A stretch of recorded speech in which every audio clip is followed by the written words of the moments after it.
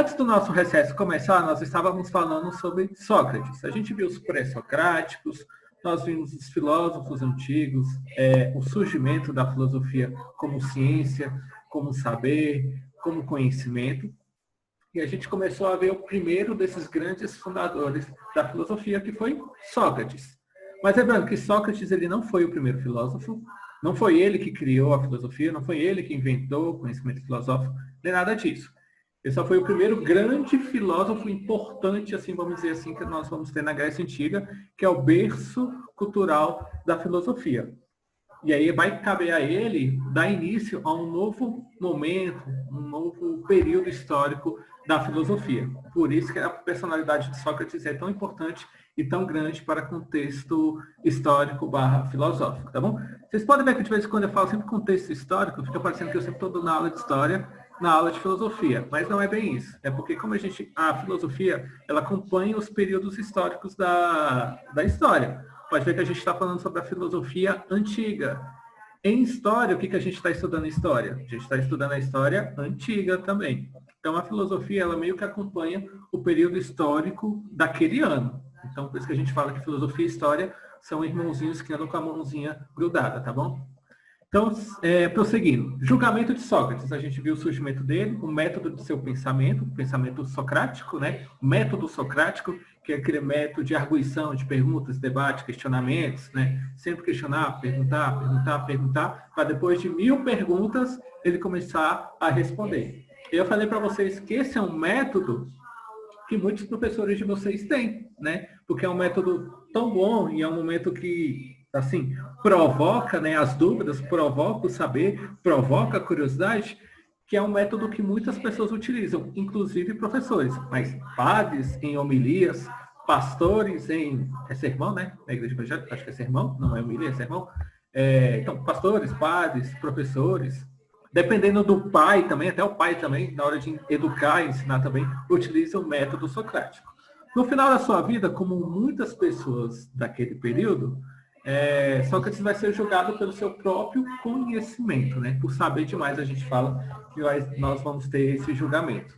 E aí é o tema final, então, desse período, que a gente retoma na aula de hoje, só para a gente fazer essa conexão para continuarmos o nosso ano letivo, tá bom? Bom, a partir do finalzinho ali do século IV, quinto, quarto antes de Cristo, Sócrates era o principal filósofo que nós tínhamos ali na redondeza ali de Atenas e as cidades-estados próximas a Atenas, né? Então ele era um importante filósofo que chamava muita atenção das pessoas, tá bom? Só que algumas pessoas começam a ficar incomodadas com Sócrates, com a figura de Sócrates, porque vão se sentir humilhadas por ele, né? A partir de questionar muito, Sócrates mostrava que as pessoas não sabiam das coisas. E as pessoas não saberem das coisas vai provocar a figura de Sócrates uma certa raiva, né? Que a partir do momento que ele mostra que as pessoas não sabem, aquelas pessoas que tinham fama de serem conhecedoras, de serem sábias, vai ser desconstruído. Quem desconstrói isso é a figura de Sócrates, né? Sócrates, então, ele vai ser julgado por isso, né? Porque, primeiro, também, as pessoas que eram subjugadas por Sócrates, vamos dizer assim, né? Vão acusar Sócrates de também ele desvirtuar a juventude de Atenas naquele período, né? A partir do momento das suas aulas, né? Porque Sócrates gostava de dar aulas públicas, né? Ia para o meio da praça e começava a falar, filosofar, questionar tudo a todos, a política, a democracia, a vida em si, né? Ele gostava de fazer muito essas perguntas. Então, algumas pessoas vão falar que ele estava começando a desvirtuar a juventude em Atenas naquele período, né? Em sua defesa, né, como está aí assinalado na lousa, na tela de vocês, né, o filósofo ele não vai pedir clemência, porque em vários contextos históricos e filosóficos, quando você era julgado, se você negasse tudo aquilo que você estava afirmando, você poderia ser inocentado, vamos dizer assim. E assim nós tivemos também a figura de Sócrates, né, essa possibilidade dele negar tudo aquilo que ele acreditava e assim ele poder ser perdoado e não acabar sendo morto. Só que ele não vai pedir clemência, né? Em vários momentos, inclusive Sócrates ele foi avisado por juízes que existia a possibilidade de uma pena alternativa, que não seria a morte, né? Ele poderia ter, então, aceitado essa condenação e aí ele seria ou exilado, né? Seria expulso de Atenas, teria que ir para outro lugar, ou seria preso por algum tempo e depois solto, né? mas Sócrates nada disso fez, né? Ele vai conduzir a sua postura de filósofo até o momento da sua morte. Ele vai questionar tudo até o momento em que ele acaba falecendo também naquele período, né? E aqui nós temos essa figura aqui na tela de vocês, que ilustra bem o julgamento de Sócrates naquele período, né? Nós temos a Assembleia, que era geralmente os senadores, aquelas pessoas anciãs ali da população ateniense, são elas que se reuniam para fazer os julgamentos de algumas pessoas, né? E aí eu ou julgava ela, condenava ela à morte, ou condenava ao exílio ou à prisão. Geralmente o exílio era a pena mais utilizada, você expulsava aquela pessoa do seu meio. Por que esse recurso era o mais utilizado? Porque você expulsando, tirando a pessoa do meio onde você vive, você meio que está limpando filosoficamente, politicamente, a influência daquela pessoa naquela região. Ela não está morando mais ali, então ele não vai ter mais influência naquele período. Tá bom? Bom, qual vai ser o legado, então, de Sócrates, principalmente, que nós vamos ter? É muito do seu pensamento filosófico. Sócrates, ele não escreveu nada, então vocês nunca vão escutar um livro, A Vida segundo Sócrates, ou O Pensamento Filosófico segundo Sócrates. Sócrates, ele não escrevia, então ele não deixou nenhum nada escrito. Quem vai escrever as coisas sobre Sócrates é o que nós vimos nas aulas anteriores ao nosso recesso, né? Platão, Aristóteles, principalmente, são os filósofos que vão deixar muita coisa escrita para a figura sobre a vida de Sócrates naquele sentido, tá bom?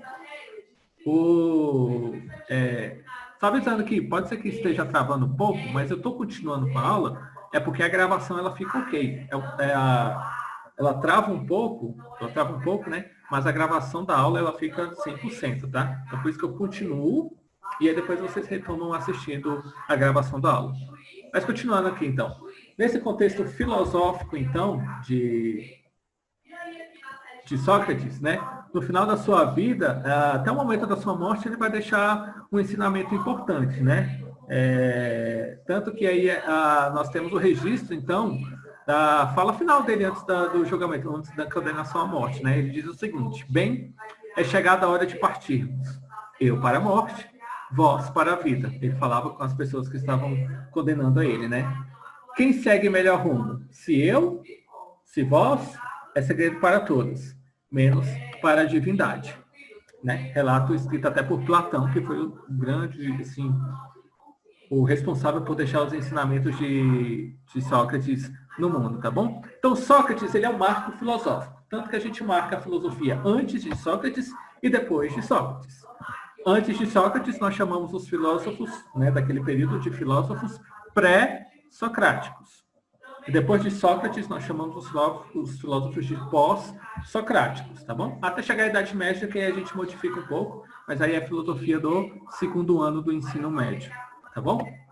Então, essa é principalmente a contribuição no conhecimento de Sócrates. É claro que a gente pode perguntar, poxa, para preservar a vida, por que Sócrates não negou tudo aquilo que ele acreditava para permanecer vivo? Às vezes nós pensamos hoje com a nossa cabecinha em 2020, é simples, é tranquilo, porque nós estamos falando em contexto histórico factual de 2020. Mas vamos retomar a história da civilização, a história da humanidade lá antes de Cristo. Você negar certas coisas que você acreditava é abrir mão da sua própria honra. Então era meio que cometer um crime contra a sua própria honra, sua, da sua família, por isso que não se negava muito essa questão, né? Então, essa última interrogação de Sócrates, ela vai parecer significativa, né? Seria esta vida realmente a melhor escolha, né? Os discípulos de Sócrates queriam que ele permanecesse vivo, né? Nesse sentido. Só que ele achava importante defender o que ele pensava até o final de sua vida, justamente para permanecer a educação nesse sentido, tá bom? Submeter, então, a pena foi decisivo para a imagem que hoje guardamos do filósofo. Provavelmente, se ele não se deixasse condenar à morte, nós não falaríamos hoje tão quão falamos de Sócrates nos dias atuais. Ele passaria batido como somente mais um filósofo, e não sobre como um grande filósofo, como nós destacamos nos dias atuais, né? Aristóteles, tempos depois, que a gente vai estudar ainda esse ano, diante da possibilidade de sofrer as consequências da ira dos atenienses por suas relações com macedônios, preferiu sair de Atenas e evitar uma punição. Então, Aristóteles ele quase que passa pela mesma condenação que Sócrates, só que ele quis preservar a vida, então ele sai de Atenas. Vai ajudar Alexandre o Grande, vai ser tutor de Alexandre o Grande, né? Que vai conquistar, inclusive, a Grécia Antiga, então ele vai ajudar os conquistadores da Grécia do seu território nesse sentido, né? Então, o gesto, né, já havia sido feito, né? Ao morrer em nome da filosofia, Sócrates, nesse sentido, permitia que esse evento não mais precisasse se repetir, tá bom? Então, costumamos, para encerrar a nossa explicação e revisão de filosofia sobre Sócrates, né? Costumamos chamar de pré-socráticos aqueles filósofos que antecederam Sócrates e que elaboraram uma cosmologia. Também podemos adotar o adjetivo pós-socrático para todos aqueles que o sucederam, né? A gente faz esse marco histórico e filosófico com Sócrates justamente por essa sua atuação filosófica, né? Vem da filosofia essa ideia de questionar tudo, questionar a vida, questionar as pessoas, questionar de onde viemos, para onde vamos, né? O que é vida, o que é Deus, o que é ciência, o que são as pessoas, né? Então, esse ato de questionar surge muito com a figura emblemática de Sócrates nesse sentido, tá bom? Então, só para entendermos, então, a divisão histórica da filosofia, como Sócrates ele é uma pessoa muito importante. Antes de Sócrates, nós temos o período pré-socrático, que vai do século VII ao século V a.C. Esse é um período cosmológico. Lembra? A origem da filosofia, né? Que era estudar período de investigação do surgimento do cosmos, né? Através da arquê, que era a busca do princípio originário, de onde viemos, como chegamos até aqui, né? No século IV, com o surgimento de Sócrates, nós temos o período socrático, que é o período antropológico, que é quando o homem tem a centralidade nos assuntos filosóficos, né? Inaugura a investigação de questões acerca das relações humanas, moral e ética. E após a morte de Sócrates, nós temos o período pós-socrático, que é do século IV ao século VI depois de Cristo, que é o período ontológico, período teosófico ou decadente, marcado pela desvalorização do pensamento grego e a ascensão da era cristã. Tá bom? A era cristã é a filosofia medieval, essa filosofia que vem no contexto do segundo ano do ensino médio, tá bom? Turma, muito obrigado, tá bom? Na próxima aula a gente vai fazer a correção dos nossos últimos exercícios. Vou encerrar aqui a gravação da nossa aula agora e retomar o bate-papo com vocês na nossa aula, tá bom?